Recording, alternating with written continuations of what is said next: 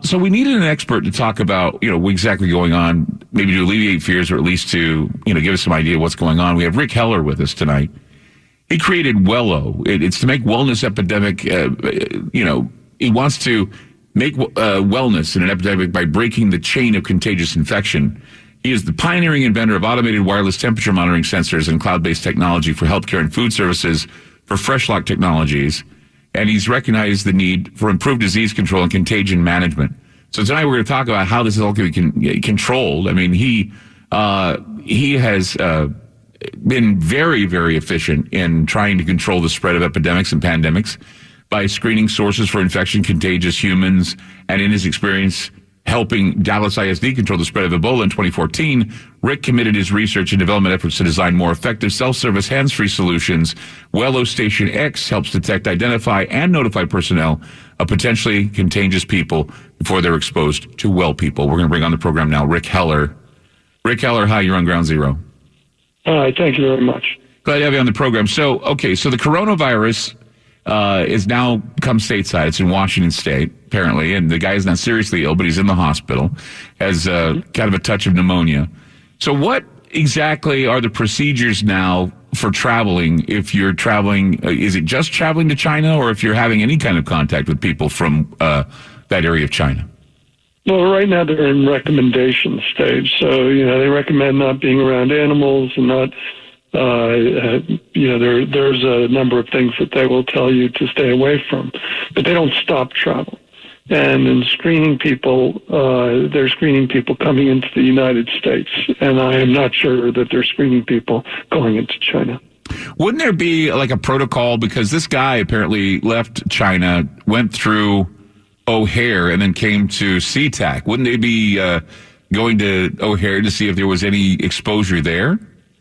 Well, you think so, and there is, I'm sorry, I take that back. In Hong Kong and Beijing, they screen you going into the country, too, and they do that with a camera. Now they're doing it with thermometers in the United States because, for whatever reason, the CDC doesn't believe in these infrared cameras. Mm-hmm.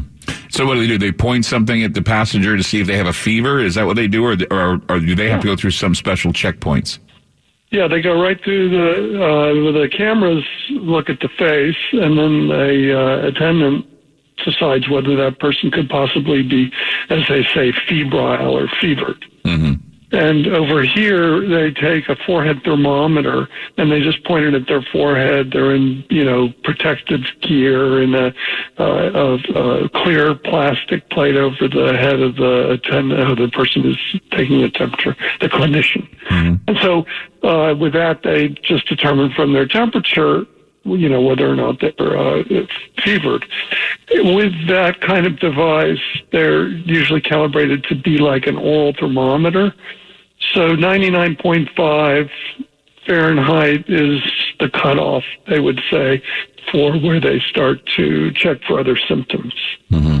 And so do they have doctors available in other rooms or others that would be able to attend these people while they're at the airport? Oh, yeah, you'd be surprised in airport designs, and if you look at their plans, you'll see jails, you'll see hospitals, and they have clinics. So I'm not sure of any specific hospital airport, but almost every international airport has can deal with criminals and can deal with sick people. Wow, I had no idea. I mean, just thinking about a hospital and an airport, that's kind of an interesting concept and a very practical concept because with all of this, we're looking at, machines that carry disease, these aircraft, buses. I mean, I don't know, you got buses, you got trains, you got aircraft that can carry these types of diseases. And of course, with the Chinese New Year coming up, a lot of people are going to be going to and from China. And that's certainly a worry.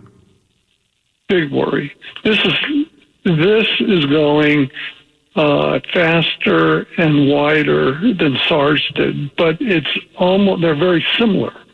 and the way that they're spreading, and sort of the way that it appears the Chinese might have kept this under wraps for a while. Yeah. As the news started breaking, it started breaking very fast. Yeah, it seems they couldn't contain the news. Yeah, that's the thing, is I don't know how we can even trust China in their reports, because there may be more dead or more that were infected, and we don't know how fast this is spreading. But we do know that over the weekend there was 139 people diagnosed, which is unnerving to have that many people in a weekend's time getting something this unknown, this disease, picked up the coronavirus, that now a man in Washington State has. He's contracted, which brought this strange disease from China stateside. We're going to talk more with Rick Heller tonight on Ground Zero about what to look out for.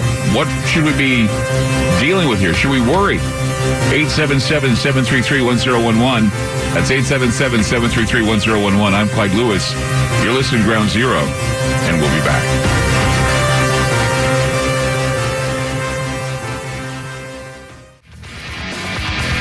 You're listening to Ground Zero. Coronavirus. Everybody gets them. We will get one in our lifetime. One or two. It's like the common cold. But this one's a boogeyman. This one's a scary one. Why? Because it can turn into pneumonia. It can kill you if you've got a bad immune system. And, of course, it's hit here stateside. A guy in Washington State, he's got it.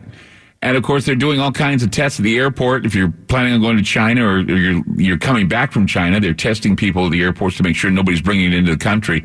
And, of course, this guy in Washington, he came in before they started doing the testing. Rick Heller's with us tonight on Ground Zero. He's created Wello and Wello Station X.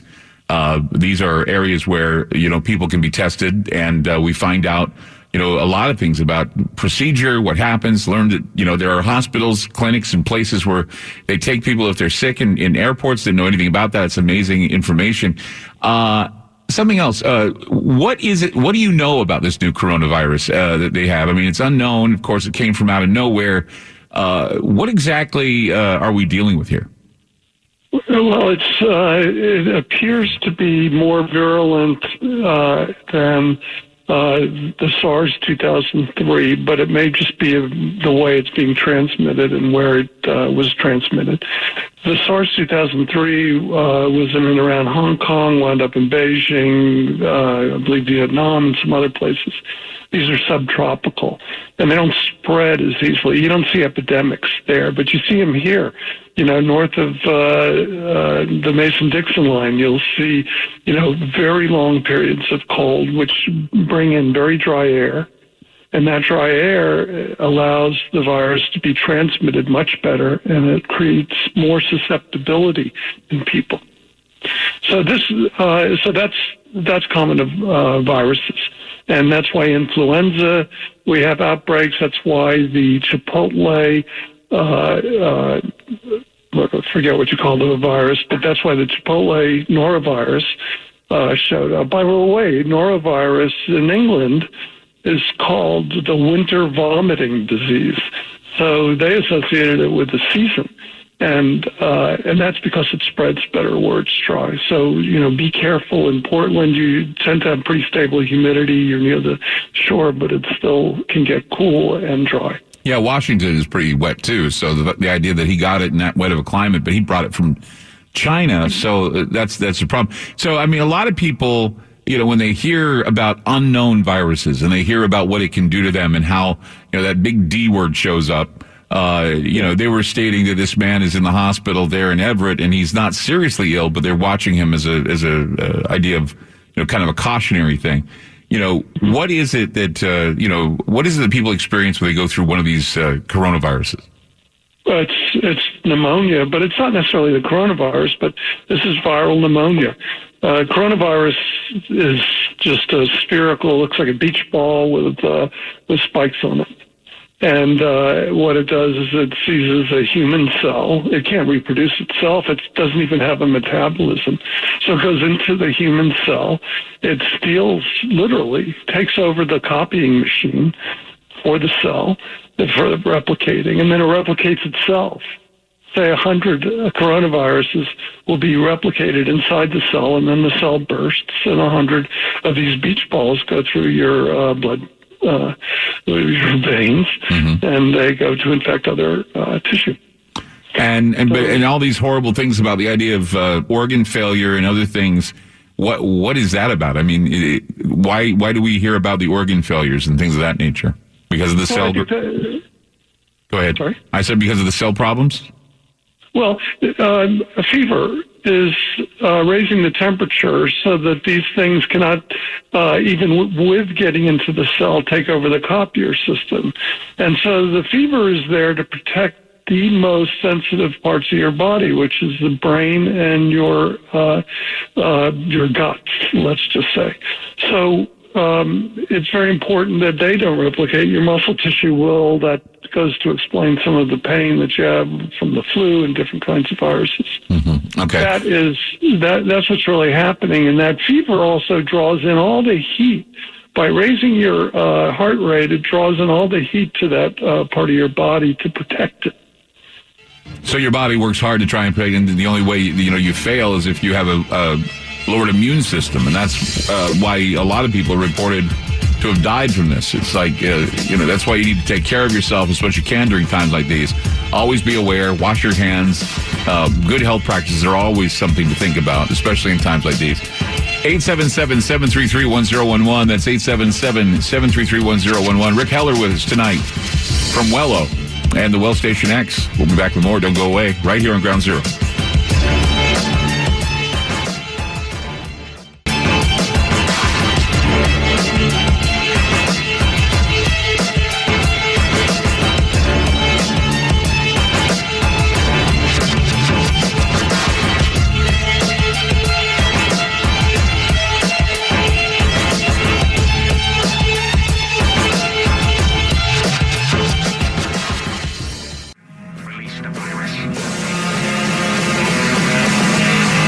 Lewis.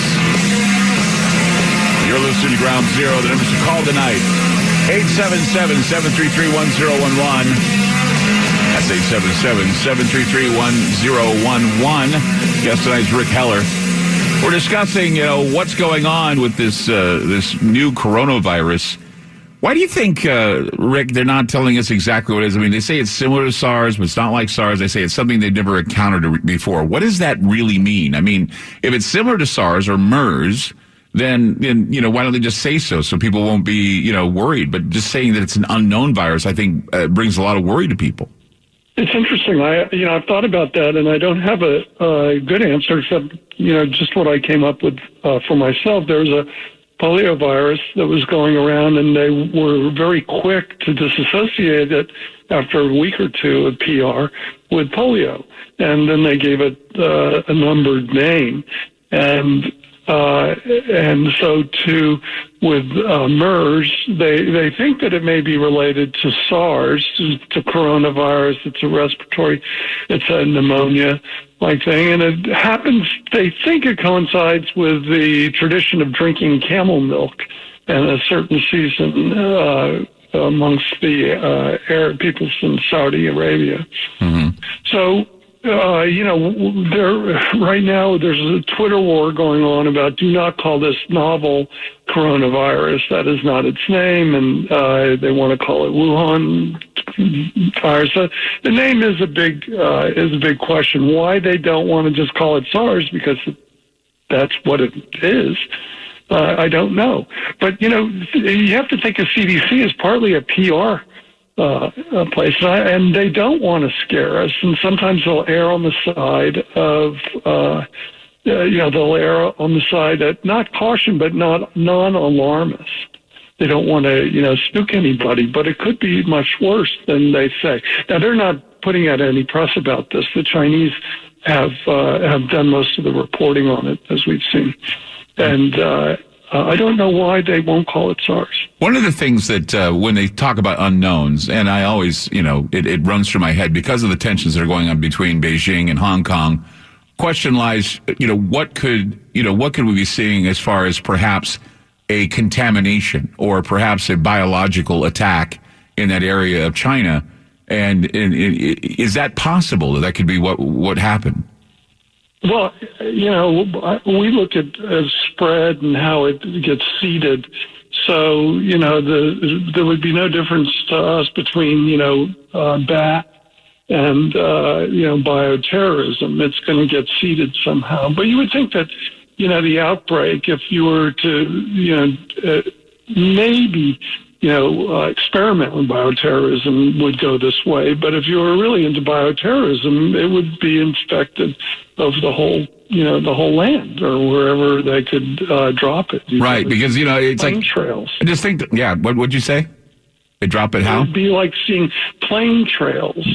From point A to point B, everybody'd be sick in between. Exactly. It's something that I think about is like, the delivery system could be aerosols. And they think that that's the way things are usually delivered. They're delivered in aerosol form, whether they're dropped from planes, whether they're dropped from other places. And that's why, it's really funny because, you have the chemtrail paranoia. And a lot of people, they see something in the sky, they think it's always a chemtrail.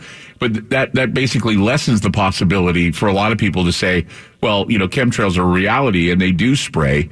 We don't know what they're spraying. We know there's aluminum, there's barium, and there's other things that are buried in these trails. But just the idea of having something that's unknown being used for a gain of function exercise, which I've read about and are very controversial, where something's released that, most people don't recognize. And they test the readiness, they test the way things are used to detect it, and then finally they find a way to either eradicate it or they find some sort of a cure. And this is something that a lot of people don't know about, is how they do run these gain of function exercises sometimes. Some people may die, some people may not die. Well, we think of prevention as a cure. So susceptibility is the thing, from not getting enough sleep or from, the things that make us susceptible. Chronic diseases, diabetes, people are far more likely to be susceptible to these things. But mostly dehydration is the way that the respiratory infections enter. So you want to hydrate more in the winter than you do in the summer. And that's always interesting to consider. And then humidity or lack of humidity is one of the best spreaders. And that's why you'll see the plague in history come in the winter. That's why in 1918, I don't know if you've ever seen a body count, but 50 to 100 million people worldwide died of the flu. And that's what we call the H1N1 today. Mm-hmm. So, that we haven't seen probably on Earth ever, that large a killing. And that came from, there's a number of theories, but the one I subscribe to the most is, they called it aspirin overdose. Bayer had just come off patent in 1917. And at that time, they were fighting with Monsanto, which was a brand new company making a generic aspirin. Mm-hmm. And the fight was over trademark, and so Monsanto couldn't be a pain reliever trademark, so it was a fever reducer trademark. And so all of a sudden, megatons of aspirin was produced and shipped all over the world during World War I, during the Great War, and people were consuming it as they started to get influenza, the cholera, and other things.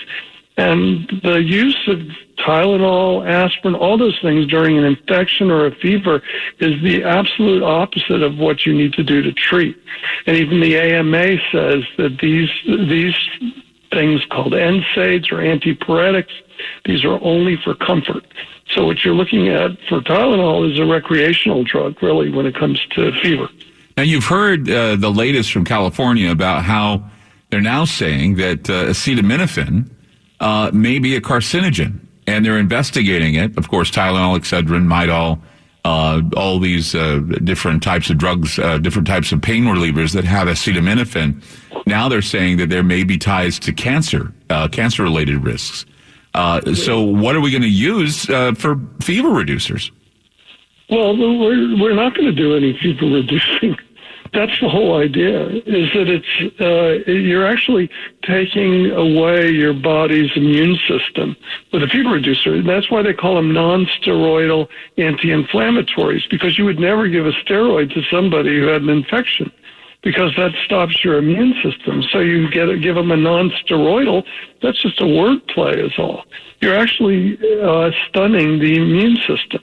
Tylenol is not, it's safe and effective, but it's very limited. Most people don't get a benefit from Tylenol that they would otherwise get from aspirin, from ibuprofen. Well, ibuprofen is it's a good inflammation reducer. That's the good thing. I mean, I can't take ibuprofen. That's one of the reasons why I have to take something for pain, but I can't take ibuprofen because I'm on blood thinning drugs.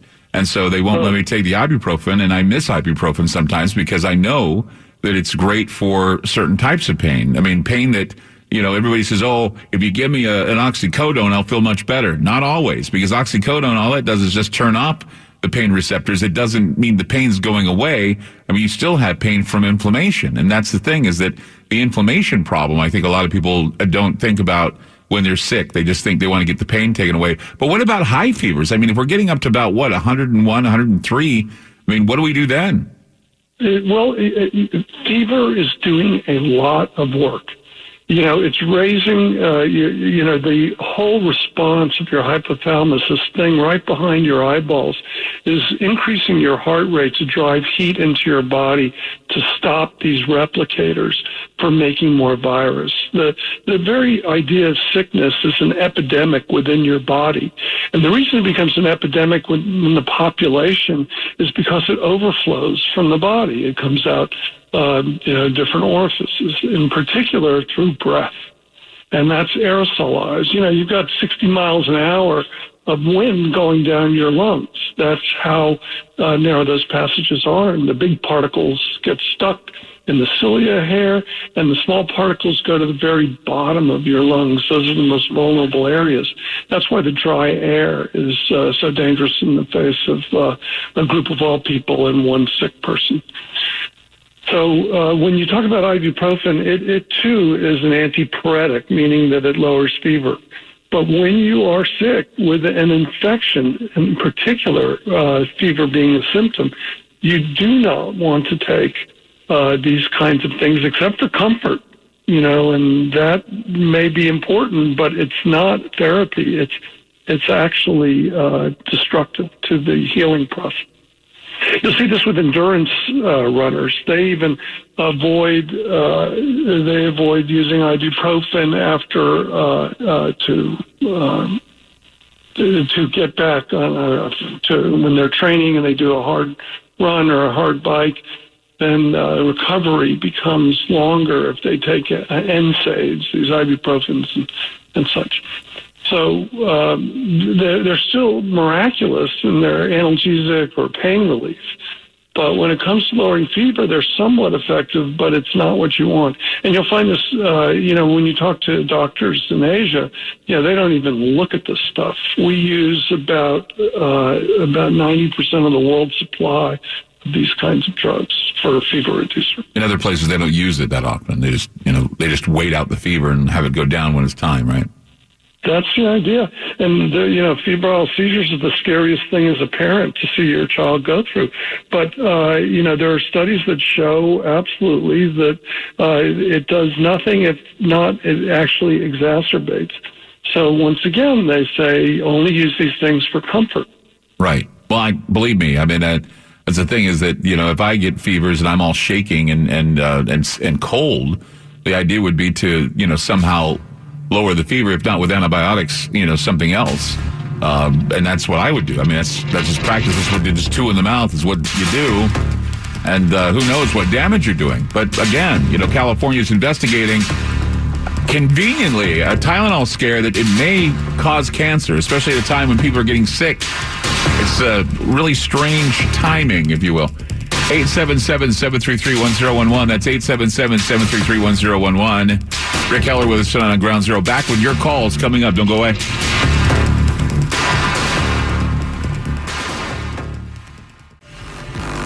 Rick Heller with us tonight on Ground Zero. We'll go to the calls now. Let's go to Jack in California. Hi, Jack. You're on Ground Zero. Yeah, so I first heard about this a couple of weeks ago, and what I saw looked like a page out of Andromeda Strain. It was in a Chinese hospital, and the shot was through the windows, and you saw the doctors were in, like, spacesuits. Yeah. So last week I called the CDC, and I talked to a lady that gave me her opinion. And at that time, what she thought was going on is that this coronavirus they had known about for a long time because it was animals. It stayed within the animal population, and at some point it mutated and went from the animals to humans in this area of China, and it mutated again, and it went human to human. They believe it's airborne, but there's two things that worry them. One is they don't know what the incubation period is. So let's say if it's an unusually long period, like 2 weeks before you see symptoms, and somebody's going around for 2 weeks spreading this thing. And the other thing that I haven't heard you talk about tonight is what she told me, and I heard about it on the news tonight for the first time. They used the term, which she used last week in our conversation, super spreader. And that is that some of these people that become sick turn into what they call super spreaders, and that they have the ability of getting over 1,000 people infected. So I would like to ask your guest if he could talk to what he believes the incubation period is, and if he believes it's gone airborne, and also if he knows about the concept of the super spreader. What do you say, Rick? Yes, I do. On the back of an envelope today, when they came out with the news about how many hundreds of people that were spreading, I just kind of laid out and that was a very good point about incubation period. And it looked like about 7 to 10 days was just sort of a spitball estimate. And that's about what SARS was. SARS could take as long as 10 days to incubate. During that period, and there's been some arguments over time, during that period, one is not necessarily infectious, at least what they call casual spread. That would be you and I in a room. Could somebody who is harboring this spread it to somebody else? So as long as there's just casual contact, that's fine. But if you're, sharing spoons and towels and things like that, as in the case of meningitis with kids in the fall at college, then you've got a problem. The idea of super spreader started, I believe, or at least it got a lot of talk in SARS 2003. And they kept asking this question of how come some people don't spread and others do? And what they found is that every single person who spread was actually a febrile, symptomatic person in public. So the super spreader became just the obvious, somebody who walked around spreading disease. Just the one that's hacking in a crowd in a movie theater or like the ones that were on aircraft that cough and hack, and then everybody else starts coughing and hacking at the same time. Hey, Rick, we're out of time. I appreciate you calling in and being a part of the show tonight and giving some of your information. Where can we find more information about you and what you do? Well, thank you for asking. At Wello Inc, WELLOINC.com. Thank you, Rick. Thank you so much. Thank you for being on the program. Take care. We'll be back with more talking about this unknown, whatever it is, disease, this coronavirus, right here on Ground Zero. We'd like to take your calls, too.